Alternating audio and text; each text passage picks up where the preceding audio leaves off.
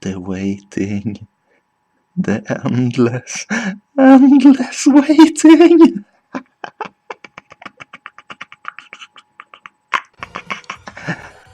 Oh, F-Zero, I pine for thee. It's almost hard to believe, but it's been 11 years since the last F-Zero game released, and 12 years since the last console release. When asked about it, Nintendo's official explanation is that they can't think of anything new to do with this series. Look, Nintendo, I love your innovation, I really do, but sometimes more of the same is okay. EA got away with releasing the exact same FIFA game on the Wii 4 or 5 years in a row. And that's not some exaggerated insult at EA, that's literally what they did. Just slap a new number at the end of the title, update the team roster, and then sell the same game again at full price. Of course, that's not what I'm saying Nintendo should do with F-Zero. I'm just saying EA released the exact same game more times than there have been official console entries in the entire F-Zero franchise. So do you really think that the concept is so worn out that you need to reinvent the entire series in order to have a new entry? Personally, if you ask me, I think they're still trying to figure out what the heck they could possibly do to top F-Zero GX. Unfortunately, while Nintendo is sorting that out, fans of fast futuristic racing will have to look elsewhere, and where better to start than a franchise literally named Fast Racing.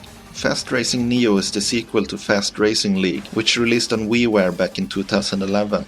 The original was actually a really good futuristic racing game. It's just, it was on WiiWare, and WiiWare games were not exactly heavily advertised. But hopefully now that the sequel is on the more popular Nintendo eShop, the franchise will get more of the attention that it deserves. So I suppose I should tell you a bit about the game then.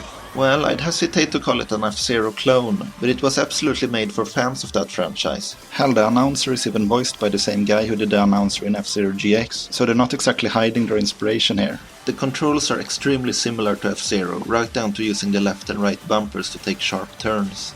The main thing that sets it apart from F-Zero though is the phase system. Similar to the old shoot-em-up game Ikaruga, your ship has the ability to change between two different colors. In the first game it was black and white, but this time it's blue and orange, because everything has to be blue and orange these days. Anyway, mastering this phase system is essential for getting anywhere in the game.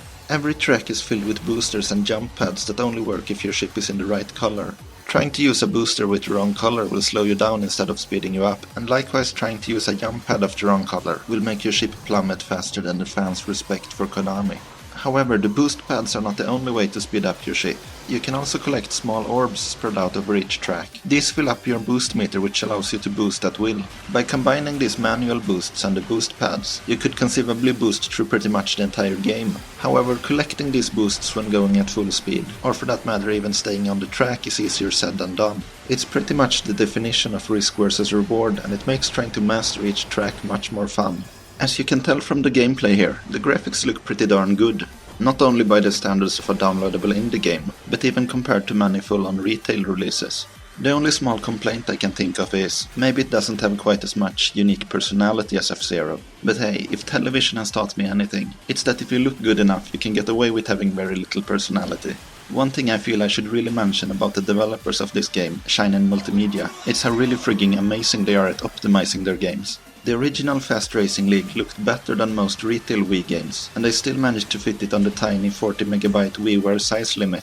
And with this game they've done it again. This beautiful HD game only takes 550 megabytes. For comparison, many modern games have day one patches that are at least twice as big as this entire game. So they definitely deserve a round of applause for that alone. The game features 16 tracks, which I'll admit is a bit on the low side. But at least they're all very fun and well designed. And hey, the game is only $15, so it's still less than $1 per track. And of course each stage also has its own lovely music track, which again sounds very similar to F-Zero, F-Zero GX to be precise. That means squiddly guitars mixed with bloopy techno, and hey, I'm not complaining.